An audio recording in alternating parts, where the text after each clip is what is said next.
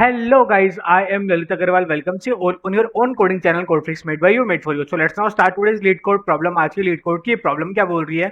अच्छा, before moving towards the problem ना, 1 minute discussion for दोस्त जिनको ये प्रॉब्लम अच्छी समझ में आ चुका है तो खुद से एक बार ट्राई करना चाह रहे हैं। देखो, ये जो क्वेश्चन है ना, ये थोड़ा सा ट्रिकी है। लिटरली ये क्वेश्चन थोड़ा सा ट्रिकी है क्योंकि इसमें क्या बोला हुआ है, इसमें आपको मैक्स और मिनिमम से ना कंफ्यूज किया हुआ है। आपको क्या करना है, आपको कुछ भी नहीं करना। आपको ये कोशिश करनी है कि जितने भी नंबर ऑफ चिल्ड्रंस है, जितने भी नंबर ऑफ चिल्ड्रंस है, उनको लगभग लगभग इक्वल नंबर ऑफ चॉकलेट्स मिल सके। अगर एग्जैक्ट इक्वल मिल जाए तो बहुत ही बढ़िया, और अगर exact equal number of chocolates नहीं मिल सकती हैं तो लगभग लगभग इक्वल ही मिले। ठीक है, अब इसमें दूसरी चीज आपको जो बहुत ज्यादा ध्यान रखनी है वो क्या रखनी है कि अगर आपने जो फर्स्ट पैक ऑफ चॉकलेट दिया है तो इसके अंदर जितनी भी नंबर ऑफ चॉकलेट्स है, जैसे सपोज 8 है जैसा कि यहाँ पे लिखा हुआ है, तो आप इसको स्प्लिट नहीं कर सकते। आपको पूरी की पूरी 8 चॉकलेट्स ही देनी पड़ेंगी। अगर आपने थर्ड नंबर ऑफ पैक दिया है जिसमें 10 चॉकलेट्स है तो आप इसको स्प्लिट नहीं कर सकते। आपको पूरी की पूरी 10 चॉकलेट्स ही देनी पड़ेंगी। फोर्थ पैक में जैसे कि 20 चॉकलेट्स हैं तो आपको सारी की सारी 20 एक जने को ही देनी पड़ेगी। इतना समझ में आ पा रहा है? बोला हाँ जी भैया, इतना समझ में आ पा रहा है। तो आपको करना क्या होगा, इसमें क्या बोला है कि आपको दो बच्चों के बीच में ये बांटनी थी। ठीक है, सिंपल सी बात है। हाँ जी भैया, सिंपल सी बात है। तो अब यहाँ पे ये कहीं पे भी श्योरिटी नहीं है कि आप उनके बीच में इक्वल बांट पाओगे या नहीं बांट पाओगे। आपको ट्राई ये करना है कि आप लगभग लगभग इक्वल ही बांट पाओ। तो बस आपको यही लास्ट में रिटर्न करवाना है कि जिसके पास में भी अगर ज्यादा गई, अगर इक्वल नहीं हुआ तो किसी न किसी के पास में तो ज्यादा गई होगी। तो जिसके पास में भी ज्यादा गई तो एट मैक्स उसके पास में कितनी गई है टोटल, एट जितनी ज्यादा गई है वो नहीं, टोटल उसके पास में कितनी गई है। और अगर आपने इक्वल इक्वल भी बांटा तो इक्वल में भी सबके पास इक्वल इक्वल गई है, तो वहां पे इंडिविजुअल के पास में कितनी कितनी गई है वो आपको रिटर्न करवाना होगा। जैसे अब यहाँ पे देखो, यहाँ पे कितनी थी, टोटल 61 चॉकलेट्स थी। ठीक है, टोटल 61 चॉकलेट्स थी। अगर अपन ने ये वाले दोनों पेयर बनाए, एक पेयर बनाया 8 15 8 का और एक पेयर बनाया 10 और 20 का। ठीक है, तो 10 और 20 का जो पेयर बनाया और वो वाला जो पैक्स थे वो एक बच्चे को दिए, तो उसके पास में कितनी चॉकलेट्स हो गई? बोला 30 चॉकलेट्स हो गई। और at the same point of time पे अपन ने जो दूसरा पैक बनाया था 8 15 8 वाला, ये एक बच्चे को दिया, तो उसके पास में टोटल नंबर ऑफ चॉकलेट कितने हो गई? बोले 31 हो गई। तो अपन ने क्या किया, दोनों का डिफरेंस में अपन ने क्या किया, जो भी मैक्सिमम वाला है वो अपन ने रिटर्न करवा दिया। सिंपल सी बात है। हाँ, ठीक है, तो इसके अंदर कंफ्यूजन नहीं होनी चाहिए। और फिर इसके क्वेश्चन को सॉल्व करने की कोशिश करो। अच्छा, क्वेश्चन को सॉल्व करने के लिए हिंट क्या हो सकता है? हिंट क्या हो सकता है कि पहले आप एक काम करो, पहले सारी की सारी चॉकलेट्स एक ही बच्चे को दे दो और फिर उसके बाद में डिवाइड करो कि हाँ, ये वाली, अगर ये वाला पैक इस बच्चे को नहा जाके दूसरे बच्चे को जाएगा तो अपना क्या मैक्सिमम निकलेगा, और अगर ये वाला पैक दूसरे बच्चे को जाएगा और ये वाला पैक फर्स्ट वाले को जाएगा तो वहां पे आपको सारी की सारी प्रोबेबिलिटीज को चेक करना पड़ेगा, क्योंकि यहाँ पे ऑर्डर मेंटेन नहीं करना है। सिंपल सी बात है। अच्छा भैया, सिंपल सी बात है। अच्छा, जिसको प्रॉब्लम ही समझ में नहीं आई है उनको टेंशन लेने की कोई जरूरत नहीं है। सबसे पहले तो अपन बड़े आराम से समझने वाले हैं कि क्वेश्चन कहना क्या चाह रहा है, उसके बाद में इसके अप्रोच बिल्ड करेंगे and then finally will move towards its implementation. देखो, समझा यहाँ पे क्वेश्चन कहना क्या चाह रहा था। क्वेश्चन क्या बोल रहा था कि यहाँ पे आपको के गिवन है। के क्या है? के है टोटल नंबर ऑफ चिल्ड्रंस जिनके बीच में आपको चॉकलेट्स को डिस्ट्रीब्यूट करना है। सिंपल सी बात है। हाँ जी भैया, सिंपल सी बात है। अब ये क्या है, ये हर एक चॉकलेट का पैक बना हुआ है। ये फर्स्ट पैक है, ये सेकंड पैक है, थर्ड पैक है एंड वैसा वर्सा फोर्थ एंड फिफ्थ। ठीक है, अब आप क्या एक पूरा का पूरा पैक ही दे सकते हो। जब भी आप किसी बच्चे को दोगे आप उसको स्प्लिट आउट नहीं कर सकते। सिंपल सी बात है। हाँ जी भैया, सिंपल सी बात है। तो जैसे एक तो ये फर्स्ट था चाइल्ड और एक ये सेकंड चाइल्ड था सपोज। ठीक है, हाँ जी भैया, सिंपल सी बात है। अब यहाँ पे क्या हुआ कि मैंने फर्स्ट चाइल्ड को फर्स्ट पैक दे दिया, बोला ठीक है। सेकंड चाइल्ड को जस्ट सपोजिंग कि मैंने सेकंड पैक दे दिया 15 वाला, फिर मैंने फर्स्ट चाइल्ड को वापस थर्ड पैक दे दिया। सेकंड चाइल्ड को अगेन कौन सा आएगा? 20 आएगा, बोला ठीक है। और फिर मैंने वापस इसको क्या किया, लास्ट पैक दे दिया। ठीक है, सिंपल सी बात है। ये अपना डिस्ट्रीब्यूशन हो गया। हाँ जी भैया, अब ये बताओ फर्स्ट चाइल्ड के पास में कितनी चॉकलेट्स आई लास्ट में? बोला फर्स्ट चाइल्ड के पास में आई है 10 + 16 कितना होता है? 26। बोला ठीक है। और सेकंड चाइल्ड के पास में कितनी आई है? बोला सेकंड चाइल्ड के पास में आ चुके हैं 35। समझ पा रहे हो? हाँ जी भैया, समझ पा रहे हो। अब ये क्या हुआ, ये तो इक्वल डिस्ट्रीब्यूशन नहीं हुआ, बहुत ज्यादा वास्ट डिफरेंस आ गया। फर्स्ट वाले के पास 26 आई है, सेकंड वाले के पास में 35 आई है। तो अपने को क्या करना है, अपने को इस डिफरेंस को मिनिमाइज करने की कोशिश करनी है जितना मिनिमाइज हो सके। अगर बिल्कुल ही मिनिमाइज होकर 0 पे आ जाए तो बहुत ही बढ़िया, नहीं तो जितना एटमैक्स मिनिमाइज हो सकता है उतना मिनिमाइज करने की कोशिश करनी है। तो देखो, इसका एक मेथड बनेगा जहां पे क्या है, फर्स्ट चाइल्ड को अपन कौन कौन सी चॉकलेट देंगे? फर्स्ट चाइल्ड को अपन देंगे 8, 15 वाला पैक और एक 8 वाला पैक। ठीक है, ये तीनों पैक्स अपन फर्स्ट वाले को देंगे और दूसरे वाले को देंगे 10 वाला पैक और 20 वाला पैक। तो अब यहाँ पे क्या हुआ, इसका सम कितना आएगा? बोला इसका सम आएगा अपने पास 31। ओके, और इसका सम कितना आएगा? बोला इसके पास आएगा 30। समझ पा रहे हो? तो अब इन दोनों का बीच का डिफरेंस क्या है, मिनिमाइज हो गया। इससे ज्यादा मिनिमाइज पॉसिबल नहीं था। आप इसके अंदर सारे के सारे परम्यूटेशन कॉम्बिनेशन लगा के देख लेना, इससे ज्यादा मिनिमाइज पॉसिबल नहीं है। समझ में आ पा रही है बात? हाँ जी भैया, समझ में आ पा रही है। तो अब अपने को रिटर्न क्या कराना है? अब अपने को रिटर्न ये कराना है कि यहाँ पे सिर्फ 2 ही चाइल्ड थे, ये जरूरी नहीं है यहाँ पे कितने भी चाइल्ड हो सकते हैं। बोला हाँ जी भैया कितने भी चाइल्ड हो सकते हैं, तो जो भी चाइल्ड्स हैं यहाँ पे नंबर ऑफ, उसमें से जिसको भी मैक्सिमम नंबर ऑफ चॉकलेट्स मिली है आपको वो रिटर्न करवानी है कि टोटल मतलब मैक्सिमम नंबर ऑफ चॉकलेट्स कितनी मिली है। अब यहाँ पे ऐसा होता कि सपोज करो यहाँ पे सिर्फ 60 चॉकलेट्स होती और ये इक्वल डिस्ट्रीब्यूशन हो जाता 30-30 का, हो सकता था। हाँ जी भैया, तो अगर ये 30-30 का डिस्ट्रीब्यूशन हो गया तो आप क्या रिटर्न कराओगे, तो भी आप 30 ही रिटर्न कराओगे क्योंकि मैक्सिमम नंबर ऑफ चॉकलेट्स वही है। इसमें कोई डाउट नहीं होना चाहिए, सिंपल सी बात है, क्लियर हो जानी चाहिए। बोला ठीक है, क्वेश्चन यहाँ पे अच्छे समझ में आ चुका है। फिर भी किसी को डाउट है तो आई आंसर की प्लीज 1 मिनट की वीडियो रिवाइंड करके देखो, और फिर भी डाउट आता है तो comment box all yours and clear for you.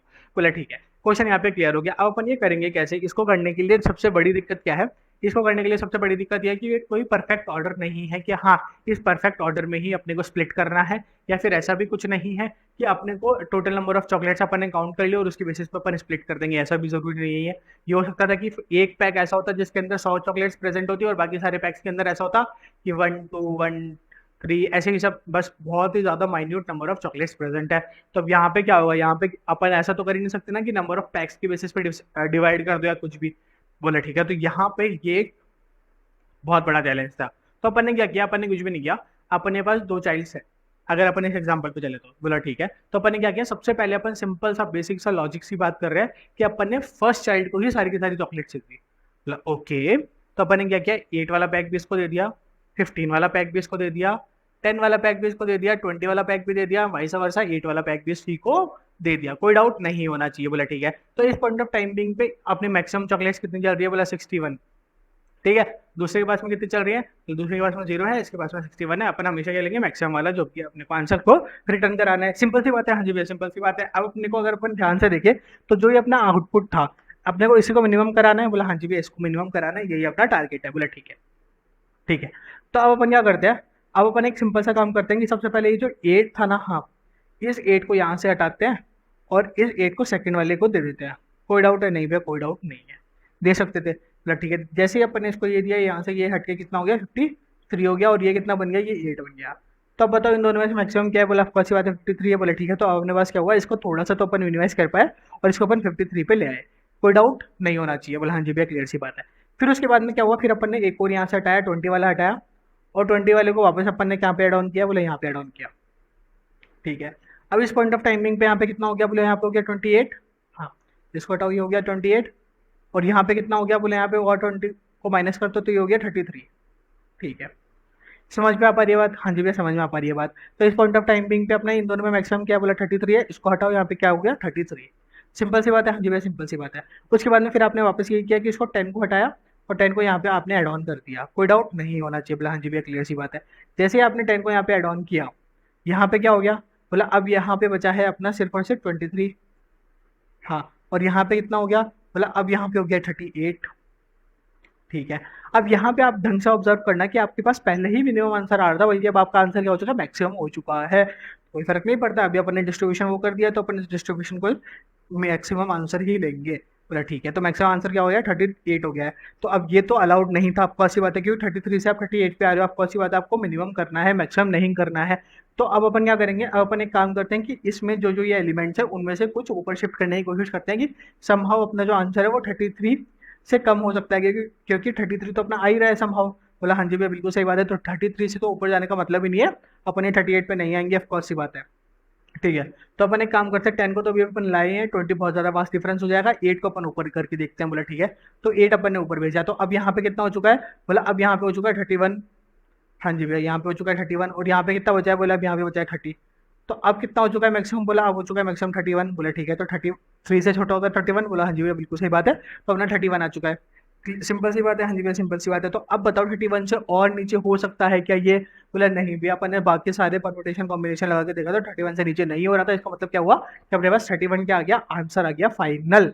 समझ में आ पा रही है बात, हाँ जी भैया समझ में आ पा रही है। अब बताओ यहाँ पे आप क्या फॉर्मूला लगा सकते हो, भैया कोई फॉर्मूला नहीं लगेगा यहाँ पे, अपने को सारे परम्यूटेशन कॉम्बिनेशन चेक करने ही पड़ेंगे। रीजन इज कि अपन श्योर नहीं है कि कौन सा वाला परम्यूटेशन कॉम्बिनेशन में अपना मिनिमम आंसर आ पाएगा। तो बोला एग्जैक्टली अपन क्या करेंगे, बैक ट्रैकिंग करके और ये सारे के सारे कॉम्बिनेशंस को चेक करेंगे। कैसे चेक करेंगे, एक बार देखो, एक बार 2 मिनट अपन थोड़ा सा कोड पे चलते हैं और कोड की तरफ देखते हैं। एक बार देखो, ये अपना मेन फंक्शन था, हाँ मेन फंक्शन में आती है अपन ने क्या किया, मेन फंक्शन में आती है अपन ने कुछ भी नहीं किया, एक तो बनाया इंटीजर आई। इंटीजर आई क्या है, इंटीजर आई वो है जो अपने पूरे के पूरे वेक्टर के ऊपर इटरेट कर रहा होगा। कौन सा वाला वेक्टर भी है, ये वाला वेक्टर, बोले ठीक है, सिंपल सी बात है। एक अपन ने एन बना लिया, एन के अंदर क्या है, बोले कुछ भी नहीं है, इस वेक्टर की साइज है, बोले ठीक है, सिंपल सी बात है। उसके बाद में फिर अपन ने क्या किया, उसके बाद में अपन ने एक और वेक्टर बनाया ए नाम का। अब ये वेक्टर जो ए नाम का है वो क्या स्टोर करा रहा है, वो स्टोर करा रहा है ये कि कितने नंबर ऑफ चिल्ड्रंस है, जितने नंबर ऑफ चिल्ड्रंस है उतने ये अपनी स्पेस को सेव करा रहा है, जिससे कि हाँ भाई फर्स्ट नंबर ऑफ चाइल्ड को अपन ने इतने चॉकलेट दिए थे, सेकंड नंबर ऑफ चाइल्ड को इतने, थर्ड नंबर ऑफ चाइल्ड को इतने अगर है तो, और पैसा वैसा, बोले ठीक है। फिर अपन ने क्या किया, एक सिंपल सिंपल रिटर्न स्टेटमेंट को रिटर्न करा दिया, बोले ठीक है। इस रिटर्न में अपन ने क्या करा है, एक फंक्शन कॉल कर दिया सॉल्व नाम का, और सॉल्व में अपन ने क्या क्या पास ऑन किया है, वी जीरो और ए। वी क्या डिनोट कर रहा है, वी डिनोट कर रहा है ये वाला अपना वेक्टर, ठीक है। जीरो क्या डिनोट कर रहा है कि अभी अपन जीरो पोजीशन पे खड़े हैं, और ए क्या डिनोट कर रहा है कि ये वाला वेक्टर जो कि अपना क्या है जीरो से इनिशियलाइज था, बोले ठीक है, सिंपल सी बात है। फिर जैसे ही अपन इस वेक्टर के अंदर, जैसे इस फंक्शन के अंदर आए, इस फंक्शन के अंदर आते ही अपन ने क्या चेक किया है, एक चेक करिए इफ की कंडीशन कि क्या अपन इटरेट करते करते लास्ट में पहुंच चुके हैं क्या, नहीं भैया अभी तो अपना आई जीरो है, आप पी की साइज पे कहाँ पहुंचा रहे हो, तो ये इफ की कंडीशन अभी 2 मिनट के लिए छोड़ दो, बोले ठीक है, सिंपल सी बात है। फिर अपन ने क्या किया, एम एन बनाया जिसके अंदर अपन ने इनिशियलाइज कर दिया इसको इंट मैक्सिमम से, बोला ठीक है इसको भी छोड़ दो।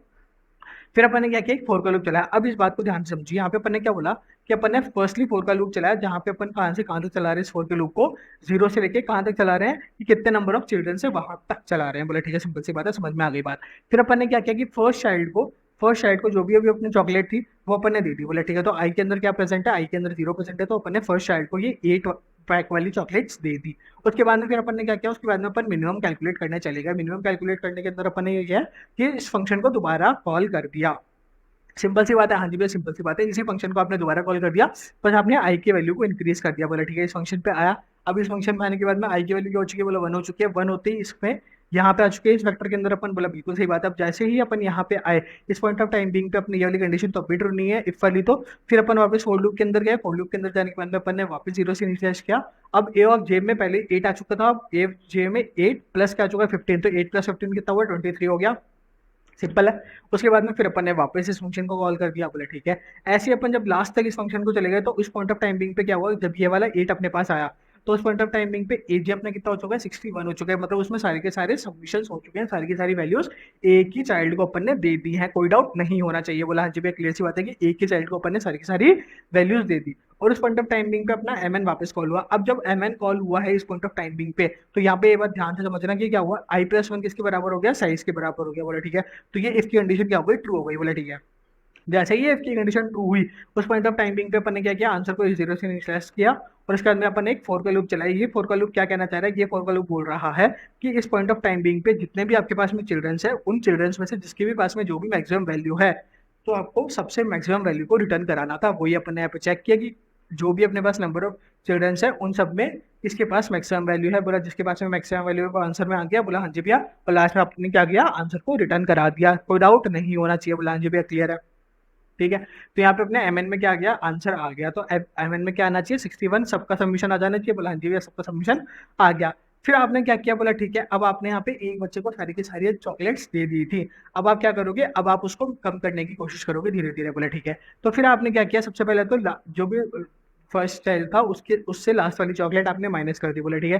तो लास्ट वाली चॉकलेट माइनस करते ही 8 चॉकलेट्स उसमें से माइनस हो गई, 53 उसके पास में बच गई, और 8 आपने माइनस कर दी, बोले ठीक है।